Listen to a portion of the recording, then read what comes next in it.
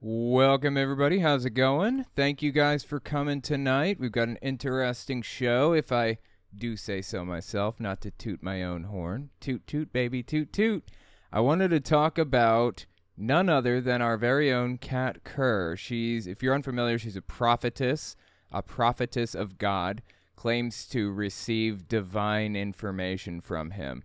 Basically closes her eyes and channels God through her body and lets him speak through her. It gets absolutely bizarre, some of the shit that she says. So she has said some kind of strange things, to say the least, recently. Let me just give you a little taste of what we're going to be talking about tonight. Check this out. This is from October 15th, I think. She went on this televangelist TV show named Robin Bullock, and she made some pretty spectacular claims, to say the least, about visiting heaven. She says she visits heaven and she's seen some things. So listen to what she had to say when she did her little guest appearance. And God has showed me several times what he actually means by the word wealth. Not what you think. Because the more you spend it for him, the more he's going to send it. Christ didn't actually live. So what she just did there is something called prosperity gospel. Most people probably know about this, just in case there's somebody who is unaware of what this is. It's the idea that televangelists like to push on their audience, that if you pay them money, everything you've got, your mortgage money, your car payment, your insurance, everything, pay them all of your bill money, God will bless you by returning it to you. That's the idea behind prosperity gospel. It's a deeply depraved, crooked scam that televangelists have been running on their gullible suckers of an audience for decades, for a long, long time, probably 50 years at least. I don't know when prosperity gospel first came out. But anyway, keep listening. He lived poor. He grew up in wealth, with wealth. Jesus grew up with wealth. Where was this in the Bible, I hear you asking? The answer is nowhere, of course. It's not in the Bible. She's making blind claims, and she says that she knows this to be a fact because she goes to heaven and talks to God on a regular basis. And God told her last time he saw her that Jesus grew up with wealth. He had wealth his whole life. So these people who try to say it's wrong to be rich, it's more holy to be poor, I don't think so. Do you know I saw... Wow, that's deeply messed up, dude. It's more holy to be poor is wrong doctrine. It's more holy to be rich, I guess? What an insane thing to say. Do you know I saw some people's mansions in heaven? They were the size of New York City. One mansion. Sounds like an awful mansion. Who would ever want a mansion that big? It would take forever to get to the bathroom. So he's not poor. And he's certainly not broke. She says that with such contempt in her voice. Jesus Christ, dude. So anyway, that's Cat Kerr. Robin Bullock was where she went to give her guest appearance. It was on his show. He's the televangelist. And after she walked off stage, this is actually his daughter in the background. I think her name is Krista. She plays the drums for his weird little band. Anyway, yeah, this is Robin Bullock. After she goes off stage, he says this. Now you can see it play out on the cross. When they took his raiment, he had 3 garments. Only the rich wore 3. Okay, so here's the thing. Cat Kerr made the claim that Jesus was filthy rich, and he felt the need to back that up, right? And agree with her. But he's trying to take the biblical route with this. It's not based in anything. It's complete nonsense. But he's trying to find a biblical basis for it anyways, even though there is none. That's interesting that he tried to go that route. It's completely extra biblical what they claim here. It got quiet. It always gets quiet because everybody thinks Jesus just rode around on a donkey eating. That's what the Bible says. Are you kidding me? That's what the Bible says. Of course he rode it. That's specifically part of the prophecy. He rode in on a donkey. He wouldn't be Jesus if he didn't. Are you serious? Oh my God. Yes, he rode in on a donkey. Off the ground. He had 5 houses. Says who? Where do you find that in the Bible? Please tell me where that is in the Bible. I'll take anything, any shred of evidence you've got. Would you be surprised to find that he has absolutely none? Would you be surprised to find out that his evidence is my feelings? Oh, I don't know if I believe that. I don't even care. He had 5 houses. Why are people clapping for this? He's espousing an idea that is extra biblical, is outside the Bible. This is not something that is Bible based. And he says, I don't care if you don't believe me when I'm espousing extra biblical beliefs or doctrine. And then people clap. What? What kind of bizarre world do we suddenly live in? This is blowing me away. How else do you think Joseph could get up in the middle of the night, hire a whole caravan, and go to Egypt? Okay, it wasn't a caravan. Oh my God, so many things to debunk in this. Holy mother. Okay, when Jesus was born... Oh, this is so complicated. Do I really want to go down this rabbit hole? I do. I do want to go down this rabbit hole. All right.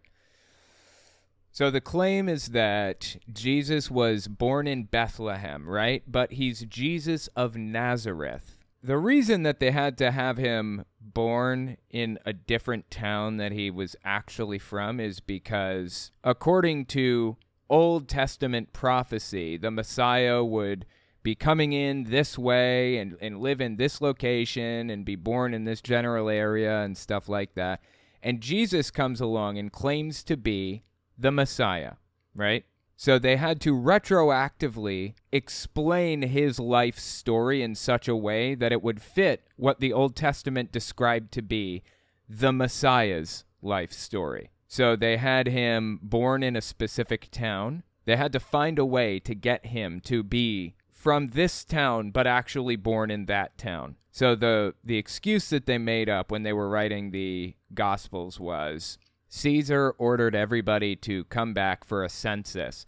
If your ancestors from 1,000 years ago lived in this area at this time, you have to come back for a census. What? How? Okay, this is before we had computer records. How would you even know if your ancestors from 1,000 years ago were from that specific area, first of all? And second, this has never happened in the history of ever. They've never ordered people to come back to an area to take a census. That's ridiculous. That was written into the Bible to make it look like Jesus' life story fit what was expected of the Messiah. Here's another example of that happening. Mary, it was claimed that Mary was a virgin. Jesus, or the Messiah's mother, was never required to be a virgin. In the Old Testament, it was a mistranslation from a word that means marriageable young woman.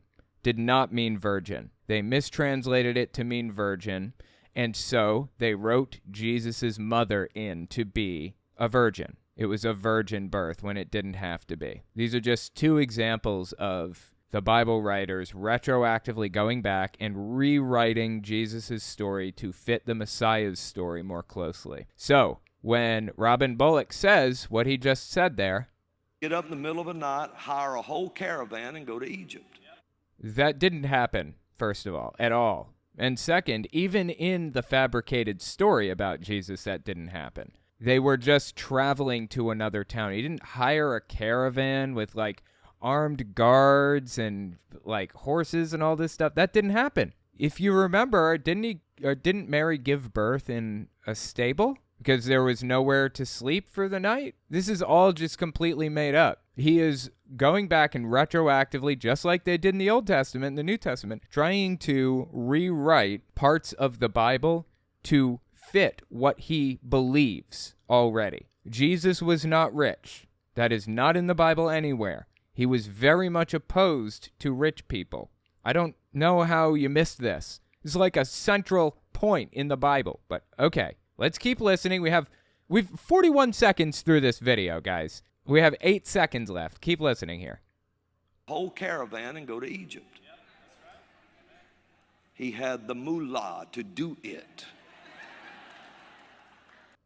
Okay, well, that's just completely ridiculous. So anyway, God, here's the point. I wanted to watch a little bit of that live stream that they did together, Cat Kerr and Robin Bullock. I wanted to see what they had to say. If you're curious, there were two of them, actually. There's one on October 15th and October 16th, 2022. We already watched the October 15th one with Cat Kerr, like, not too long ago. It's coming out on my Telltale Unfiltered channel sometime soon. I don't think it hasn't released quite yet. It will in the next, like, week. Probably, but I wanted to watch 1016 and just see what like her next speech was all about, because wow, dude, just some of the stuff she said earlier was bizarre, just simply bizarre. And while we watch this nutter buttery unfold before our very eyes, we are going to play a little Donkey Kong Country 2. So let's listen to Robin Bullock lead into Cat Kerr espousing all kinds of nutter buttery as usual. The gay agenda, what happened to it's easier for a camel to go through the eye of a needle than for someone who's rich to enter the kingdom of God, right? What happened to that? Huh, weird. Jesus specifically addressed wealth. What are these people even talking about? Honestly, just blows me away. How did they come to these bizarre conclusions? Honestly. The next thing you know, they'll try to tell us Jesus is a white guy that looked like King Arthur. Well, I mean... I don't know that they've come out and said that exactly, but they have at the very least strongly hinted at it. So there's that. I'm sure they believe that. Whether they've said it or not, I don't know about that, but they certainly believe it. Is it weird that conservatives will literally believe anything they see on their favorite right-wing website? If I wrote something, they'll believe it, no questions asked, as long as it has the right buzzwords. Yours truly, number one pony. Yeah, that is kind of weird, right? And sad, honestly. Where are their heads, man? For real. It just blows me away. Like, I don't understand how they came to these bizarre conclusions, you know? Like, how did they get so gullible? It's just crazy. Man, if Jesus hated the rich, why would he want Trump to be president again, right? Yeah, that's a good point. They have to believe that Jesus loves the rich because all of their most famous and popular figures are rich. So if Jesus doesn't like the rich, they've got a huge problem. It's kind of fascinating to kind of get a glimpse into their bizarre headspace sometimes. Okay, well, I'll tell you what. With all of that out of the way, why don't we take a look at this Cat Kerr video, shall we? Cat Kerr / Robin Bullock. He's about to introduce her. Check this out. Lord, this morning for Miss Cat Kerr, would you do that?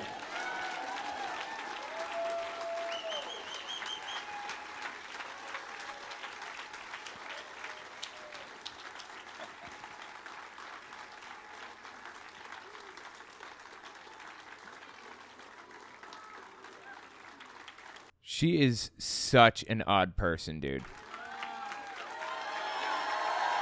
And she's always got this stupid little prayer stick thing out here. Like, I don't know why she carries this thing around. It's got writing on it, and God, she's just so odd, honestly. She's so odd.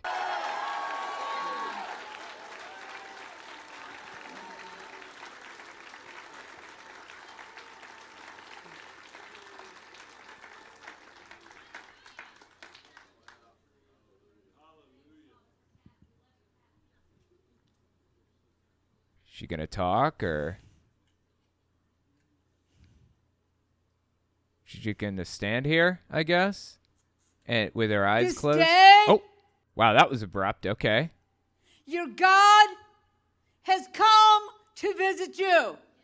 Okay, so I get right out of the gate. I guess what she's doing is prophesying from God. This is what she does. If you've never seen her before, this is her whole bit. She pretends to, like, that God channels her voice or whatever to communicate with his people. I don't even know.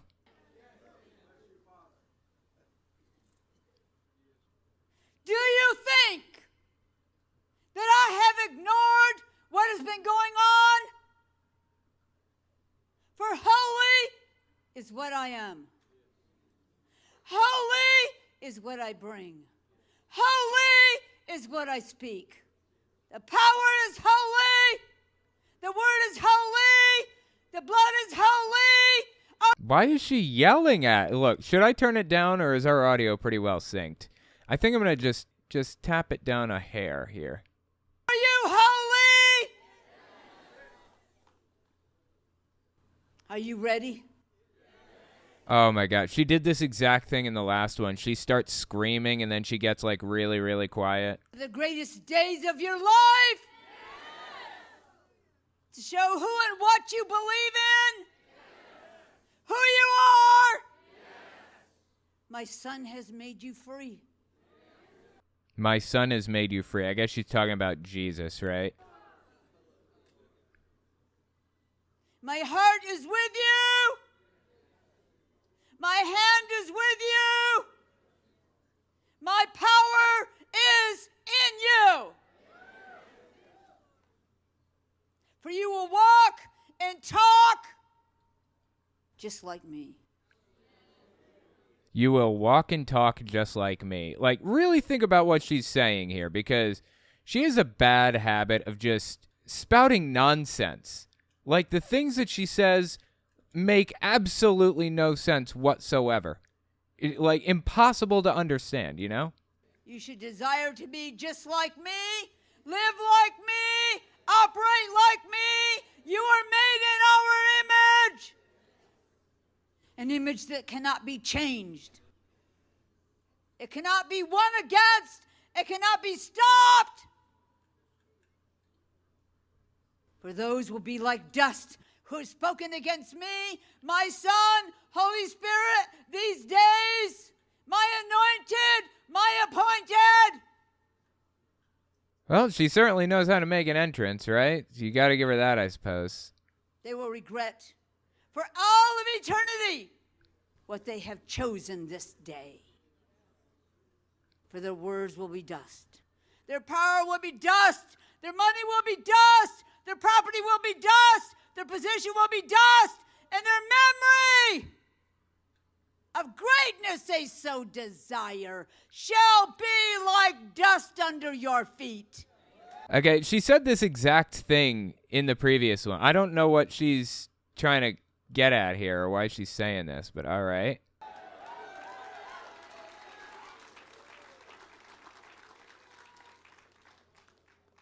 We have already won. But we're going to show them without question. We have won. This country is free. You are free. This world is free. They didn't make it. They didn't plan it.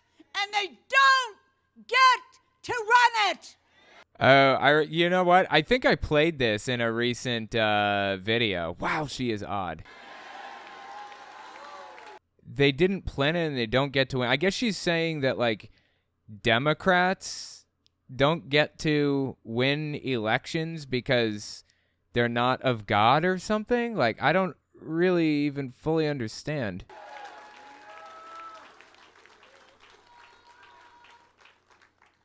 This day I send my fire that comes from my throne to sweep across this world, to expose every hidden person, every hidden lie, every hidden plan, every hidden corruption, the money they have stolen. They will not be successful. Theirs will not be what remains on this earth, for they will not even be remembered. God, she really hates her enemies, doesn't she? Like, she has like a pure disdain for people who are not like her, or who don't believe like her or whatever, doesn't she? Like, deeply disturbing stuff, man. Deeply disturbing. But the blood of my Son will scream out all over this world. Those who have shed it for me, my Son, Holy Spirit, the living God, the Godhead, the throne of God, the world of God. We all cry out, for justice is coming in great measure. They can't hide from it. They can't stop it. They won't be able to stand it. And many will take themselves to hell rather than face the judgment. Take themselves to hell rather than face the judgment. You understand what she's saying here, right? She's saying that people would rather, basically they would rather die than disagree with Cat Kerr, basically. That is deeply disturbing stuff, dude, honestly. Deeply disturbing stuff. That is their choice. I will not stop it. She's like reveling in the death of her enemies. You know, this is one of the ways in which I simply differ from like televangelists or from evangelicals in general. This is a strategic difference between me and extremists. We'll put it that way. I simply don't believe it's okay to revel in anybody's pain or death or anything like that. I just don't accept that. I don't want to live in a society like that. I just don't. So when I hear her say that something like this, like she can't wait for people to, you know, do what they do or send themselves to hell or whatever like that. This is not just a like, oh, I just don't believe the same way as her type of thing. This is this is like an extremism problem. I wouldn't accept something like this if it came from the left either. I just don't accept this kind of thing. This is wrong. I don't care who you are. I don't care if you're on the left, the right, the center, the whatever. It doesn't matter to me. It's wrong, period. It is simply wrong. But these people don't seem to get that. That is a part of being a fundamentalist, an extremist. An ends justify the means mentality. That is part of the deal when you are an extremist. That's what makes somebody an extremist, is having an ends justify the means mentality. A mentality that says anything, whatever it takes to accomplish your goal is justified. Literally anything, whatever it takes is okay. I had that mindset when I was a Jehovah's Witness. They have this thing called theocratic warfare, where they are justified in doing absolutely anything if it's in service to the congregation. So you'll lie, cheat, manipulate, steal, whatever it takes to further the goals of the Watchtower Society. And, of course, extremists always love to conflate their organization with God. The Watchtower Society with God. Cat Kerr with God. If you step against Cat Kerr, you're stepping against God. Fundamentalism is a problem, or extremism is a problem, not just when you find an ends justify the means mentality, but when people start conflating themselves with God. Then it becomes whatever will further their goals for themselves is justified. It's deeply disturbing. I mean, just imagine like where Kanye West's head is right, or Ye. Imagine where Ye West's head is right now, where he actually literally does believe that he is actually God. I'm not being hyperbolic. He said that he believes that he is Jesus come to earth to spread the message about how bad the Jews are and whatever else. And you know he's an extremist. You know he has an ends justify the means mentality. He's willing to do anything to accomplish his goals. So anything that he wants to do to further his life is justified because he views himself as God. Just like Cat Kerr, she views herself as God or as God's avatar. So anything that would accomplish goals that they want accomplished is justified. That's insane and unhealthy and disturbing in so many ways. Oh, dude, this is such a good set of levels on this game. I love these levels. Cat Kerr, she cray cray. Everybody hit the like button. Absolutely smash that like button. You know, why is everyone always talking about smashing those like buttons? You don't have to smash it. Delicately poking or caressing the like button will do just fine. Whatever scratches your fancy. Some have gone beyond the stage of mercy, crossed over the line of mercy, so they shall have no mercy.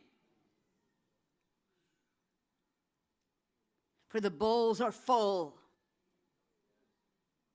of prayers, of worship, asking for justice, liberty, freedom, hope this day. I release from myself to to flood every home in this world. The presence will flood them. Hell is trembling even now.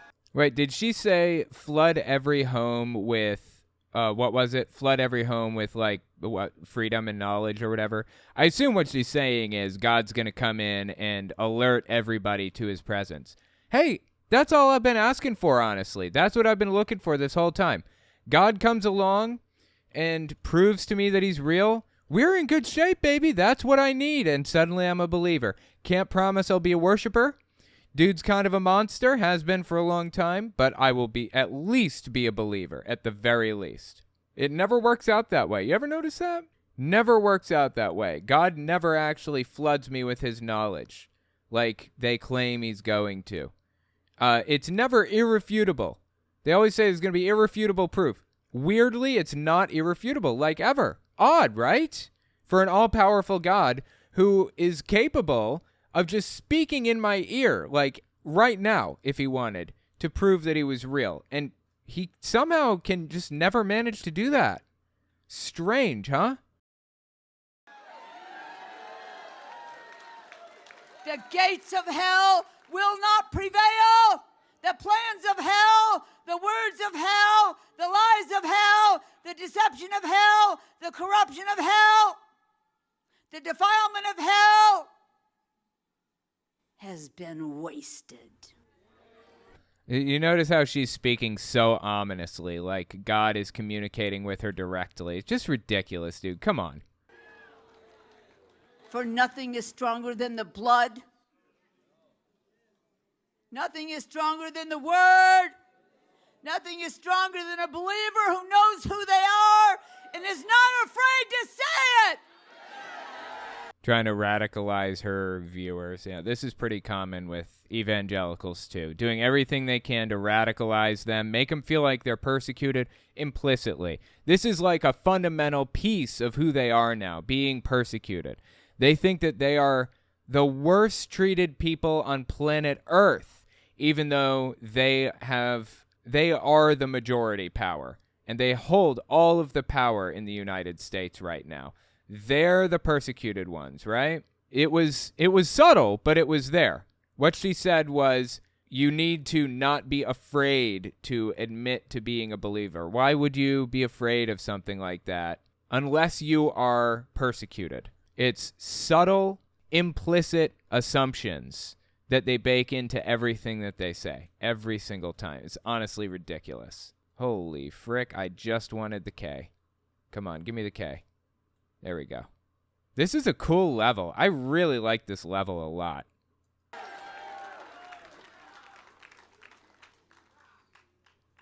For what you are about to see is the body, the remnant stand up and speak into the atmosphere. For reference, what she said there just now about the remnant is a reference to some Bible verse. I forget which Bible verse, but it basically talks about in the end times is going to be like a remnant church. The church will be fractured and destroyed and out of power and practically non-existent anymore. But there will be a small group of believers who still live and preach together and whatever else. Obviously not representative of the current situation, like in any way, because these people like hold all the power in society right now. But, you know, they have to act like they're persecuted, so they're just going to pretend they're persecuted while talking about being a remnant. It's honestly ridiculous. How do I get rid of... Oh, I got to have the barrel, don't I? Oh, that sucks. I got rid of the barrel. Okay, let's keep going then. My plans, my will, my way. For I say, victory is already here. That's fair enough. I suppose I could agree with that. Victory is already here for them. They hold a lot of power in the United States, a disturbing amount of power in the U.S. And it's honestly pretty difficult to see it any other way, but that they hold a lot of power and they have been victorious so far. I mean, We have to keep pushing back and try to stop this and prevent them from gaining any more power. But they're most definitely at least partially victorious at the moment. Satan has lost and lost and lost and failed and failed and failed. This would be the biggest failure he's ever had. The world will know it. The wicked will know it. The just will know it. This is a season of knowing and understanding, receiving revelation, and living it. For you were called to live heaven culture on this earth, to operate in spirit force as the army of the living God. Spirit force. It's her private military. Seriously. You think I'm joking if you've never heard of this woman before, but she actually believes in the spirit force, and she believes that she's a commander of the spirit force. Let me show you what I'm talking about. Hang on. Let me find it. This one works. Wow, only a few videos down. She's wearing a camo outfit that says Commander Cat on it with a Space Force symbol, but I guess it's actually Spirit Force, SF. She believes that she's capable of commanding angels to go around and do things for her or whatever. You remember a while back, Donald Trump's spiritual advisor, Paula White, said, strike and strike and strike and strike and strike, and said it like over and over and over again. You remember that? That is the kind of thing that these people do. They claim to order angels around in the spirit force all the time. It's just weird, man. Absolutely bizarre. No fear, no lack. Powerful weapons that man does not understand. Even Satan does not understand them. The one thing he can't copycat is joy, is celebration, creation of what brings life. He is not in charge. And he's picked weak, sick, defiled people to follow him. That foundation has already crumbled in the spirit. You know what I find interesting? The fact that they're talking about how they win constantly, but also that they are constantly losing. Are they winning or losing? Are their enemies weak or powerful? Which is it? It can only be one, right? Either the Democrats, which, by the way, is who they believe to be their enemies. I mean, I don't really view anybody as my enemy. I'd prefer not to view anybody that way. They certainly view me that way, though. Is your enemy weak or powerful? These are contradictory beliefs that these people hold. And this is one of the signs of fascism, or one of the tenets of fascism. Your enemy has to simultaneously both be weak and strong at the same time. They will have nothing to stand on, no place to run to, no place they can hide from my justice. Even the fake news will have to tell the truth.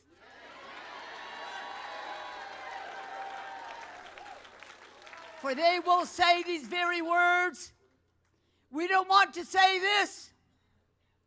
We tried to prove it wasn't true, that it was a lie.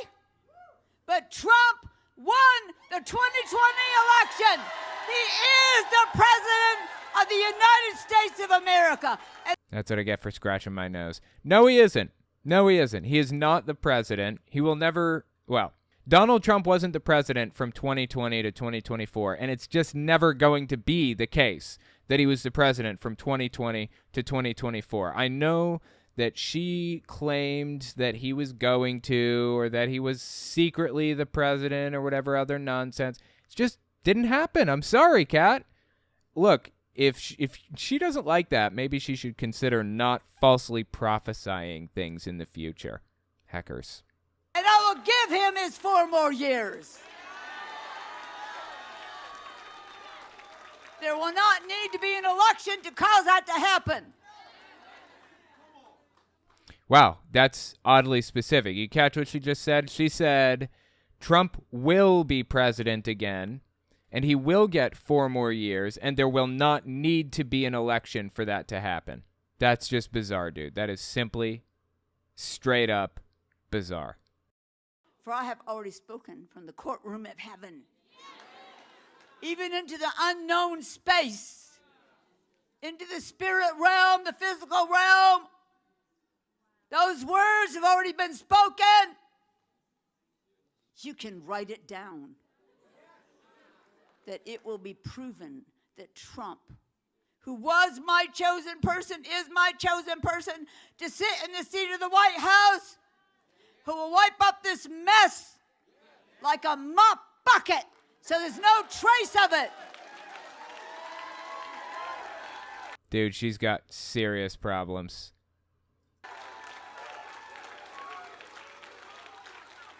I'm about to speak to those who are around him who will have no voice to him. If they do not say what I say, they will no longer be there. God, what a tongue twister. If they don't say what I say, they will no longer be there. I guess she's saying that, like, if the people, or I guess, okay, so assuming that this information is coming from God, she's saying God is going to put people around Donald Trump, and if the people that are around him right now don't say what God wants them to, then God will remove them. Jesus, dude, this is bizarre stuff. And those in the Republican Party who are lying, they will lose their place. And I will put in that place powerful men and women of my picking. And justice will be given in the courtrooms on earth like it is in heaven. For hope has been sent. And I speak these words from a person of hope I chose. Oh, yeah. Okay, I remember. I did talk about this not too long ago. Yeah. This is actually hilarious, this part. So, Cat Kerr is explaining to everybody that, let me rephrase, God is actually explaining to people through Cat Kerr that he chose Cat Kerr to speak for him, right? And now she's going to get, like, defensive. Listen to this. So he says, God, through Cat Kerr, says, I chose this person to speak for me, right? If you don't like her pink hair, get over it! She is entirely too sensitive over this pink hair. Is it just me? Seriously? This is the thing that you decide to communicate? Like, you have a line to God, and God decides to tell people to like your pink hair? Come on.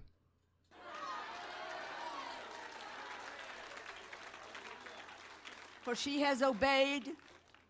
She has been willing at all times. Oh, I remember what I was going to say now. The other day, she said, when she's on here, she claimed that she doesn't sin, ever. She is a sinless human being, which is an incredibly tall claim, right?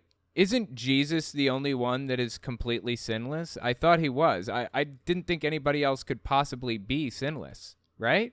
That is, and honestly, like, that blows me away, that claim does. Honestly fascinating to know that she believes that she doesn't sin. But, okay. No matter what it was I asked of her, she has done it. She has said it. She has planned it. She has bought it. She's written down my words for what she will do for the next 150 years. Oh, that's another thing. She believes that she's going to live forever, practically. Well, she says she thinks she's going to live for 150 years, and within that time frame, the end is going to come. That's insane. That is absolutely insane.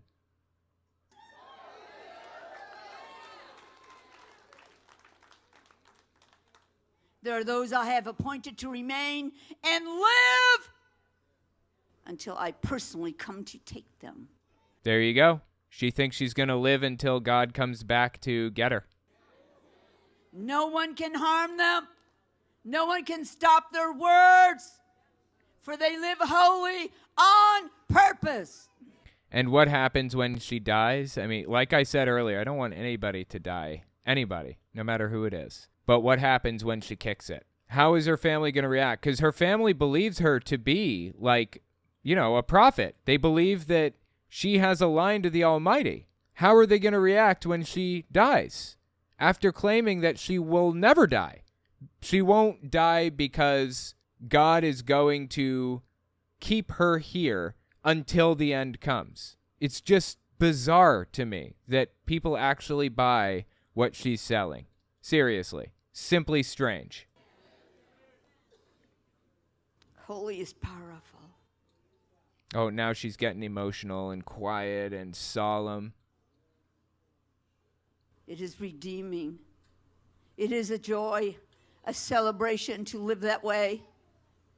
That you have nothing hidden. You have not spoken words that need to be struck down. But they're written down in heaven. See what she's saying there?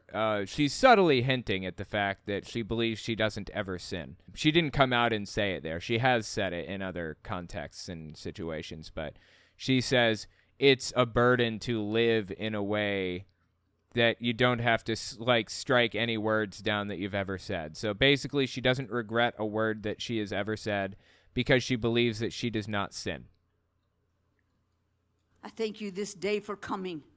For the hunger you have, the desire you have to live justly, to live perfectly, to love extravagantly. Love is the greatest weapon I ever made. Hell cannot defeat it. It will never be wiped out. But this day is different. This day I send my life to each and every one of you. When hands are laid on you this day, you receive my life on the inside of you. That's what she said. The life of your Father to flow through you to others who need help. You will live in a cloud of this life. And one day you walk into your home and see that cloud. It will go with you wherever you go.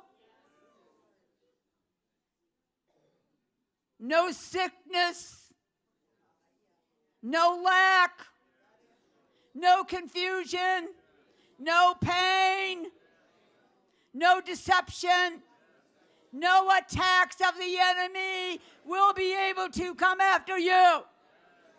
But you will crush darkness and push it back. And people will know you belong to me. You came from me. I was your home. We'll be together forever. You will not need time, but you will live forever. Why does she love whispering so much? Says your Father.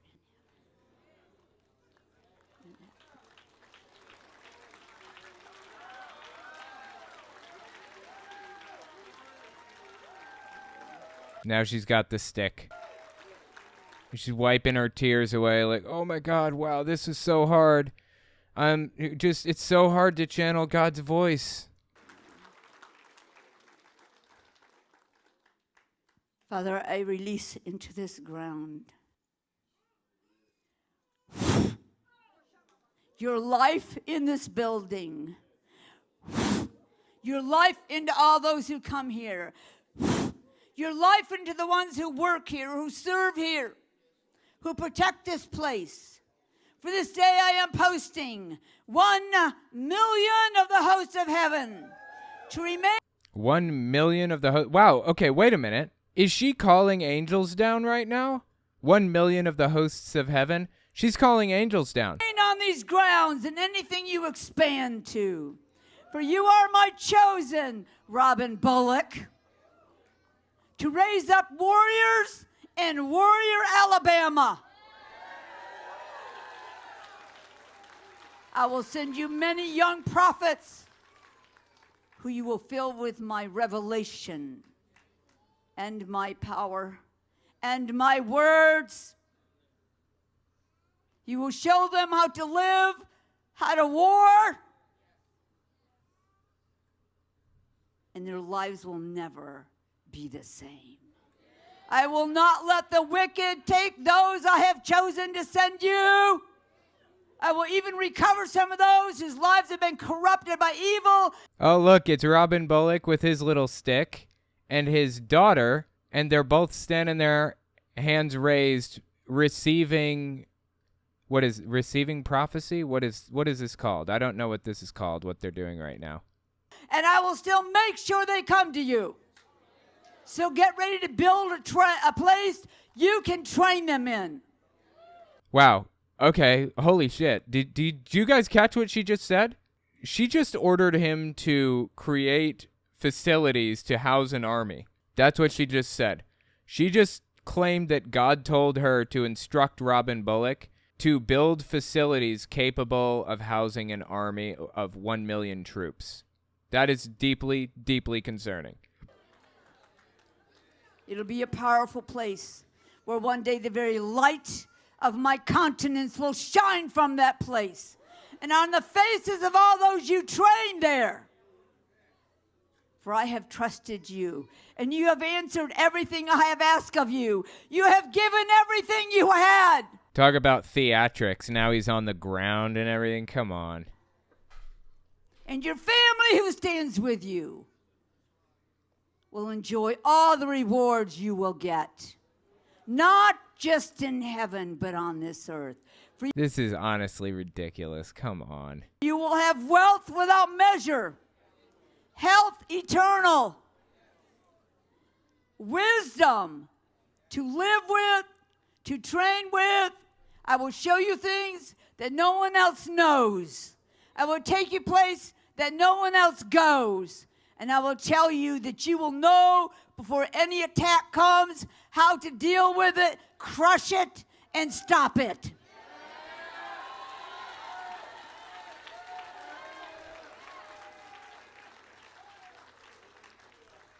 I thank you for hungering after my son to That's what she said. desire to be I haven't had that many opportunities to say that's what she said in this episode. I've been looking, but I know they've been stretches. I apologize for my lackluster that's what she said's lately. I'm doing my best, honestly. She's just not giving me much to work with. So, anyway. just like him is a great thing.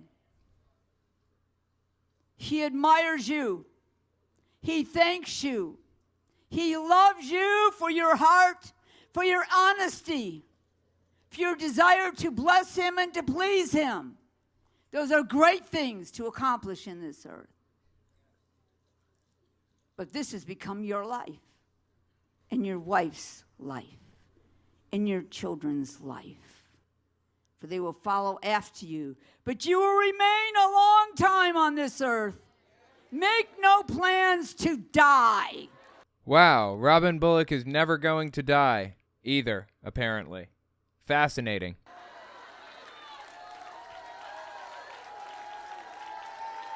Seriously, why did she do things like this? This is not going to end well. This is most definitely going to end in one of them dying one of these days. And then she's going to have to explain herself, right? Is it just me? Is that how it's going to play out? I can't see it playing out any other way. For this day, I signed you. I what you? I make a sign to you. She said I signed you, okay? Is she talking to God right now or not? Because she's not being very convincing. It feels like if she were channeling God through her body or whatever, she wouldn't make weird little mistakes like that. God is very precise, isn't he? The mark of the host of heaven, to command 10 million of them. 10 million angels. Okay, I gotta write this down, guys. Holy mother, it's getting odd up in this piece. Anyway, yeah, let's keep listening just for another minute or two. I send this army beyond what you already have. Some will war in the flesh like they did for Israel. They will not allow anyone or anything to take your life. Where you go, evil will flee. Hell will tremble. I will feed you from my own hand. That's not a that's what she said, right? I'm looking. I'm trying, guys. I know I'm letting you down. Expect the manna to start to show up. In the most unexpected places, at the most unexpected times. When you see it, eat it. That's what she said. I will give you the pleasure of eating other things on this earth. That's what she said. Oh my God. I'm getting like back to back. That's what she said now. Awesome. But that will be the most important thing you eat. It will come from my hand. So this day, I tell you, you are a true warrior. And all warriors will be drawn to you. They will respect you. Some will fear you because I have placed that upon you. You will also dispense the terror of the living God. In places that need it, people who need to feel it, the wicked will tremble until they almost cannot breathe. They will fall on their face and repent to me. Dude, this game is hard. Oh my God. Who the hell was beating this game when they were little? Not me. I didn't play this one until I was older. I played Donkey Kong Country 1 when I was a kid, but not this one. And holy mother of God, this is a difficult game. Seriously. God, I would have died like 16 times already if I didn't have save states. This is really, really hard. So this day, in front of witnesses, I let them know what I think about you. I am delighted by you. I am well pleased by you. For not only have you run after the things of God, you have loved your family well.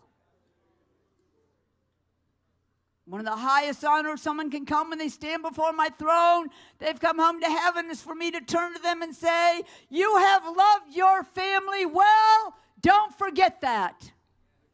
You know, this whole thing is made up. She believes that she communicates with God directly. It's all ridiculous, honestly. But she also, what she said there reminded me of something my grandmother used to say, or my adopted grandmother, really, not my actual grandmother. She used to say, the most holy thing is holy, maybe not I don't remember. The most honorable thing that you can be doing when Jesus comes back is rocking a baby. I don't know.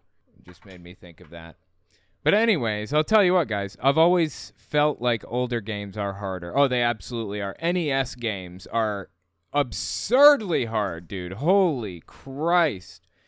NES games are on a new level. And that's partly because the controls suck. But, yeah, they just, I don't know. They just didn't have they weren't very good at, like, balancing difficulty for kids, I guess, or something. Modern games are definitely easier. Or, I mean, modern Nintendo games, at the very least, are definitely a lot easier now. Like, the new Zelda games are all significantly easier than the old ones. Except Breath of the Wild. That one's more made for, like, kids, but yeah.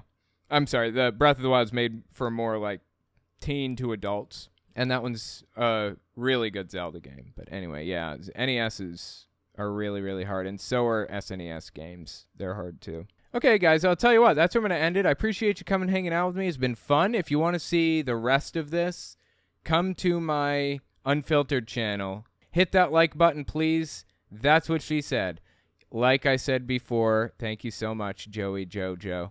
You have the option of smashing that like button hard, or alternatively, if you choose, you can also gently poke the like button. It's up to you. It's your call. You can gently poke or smash it.